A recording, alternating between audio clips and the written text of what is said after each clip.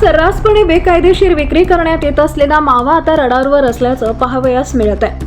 मावा विक्रेत्यांवरती आता फौजदारी गुन्हे दाखल करण्याचे आदेश प्राप्त झाल्याचं सांगण्यात येत आहे। त्यामुळे सोलापूरच्या प्रमुख मार्केटमध्ये अथवा सोलापूरच्या अनेक ठिकाणी आपण पाहतो की मावा विक्रेता सर्रासपणे मावा विक्री करत आहे।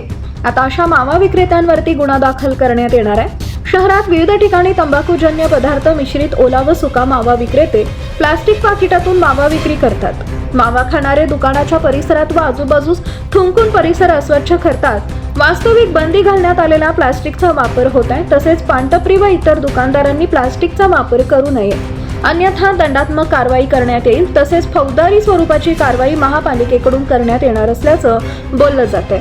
ग्राहकांना दुकान व परिसरामध्ये थुंकण्यास प्रतिबंध करावा व आपल्या स्तरावरून जरूर त्या सूचना द्याव्यात, असे आवाहन महापालिकेचे अतिरिक्त आयुक्त रवी पवार यांनी केलंय। त्यामुळे आता पानटपऱ्यांवरती तुम्ही ओला किंवा सुका मावा विक्री करत असाल तर थोडंसं सावधान व्हा। बंदी असलेल्या या मावावरती आता विक्री करणाऱ्यांवरती मोठ्या प्रमाणात गुन्हे दाखल करण्यात येणार असल्याची माहिती पालिका प्रशासनानं दिली आहे।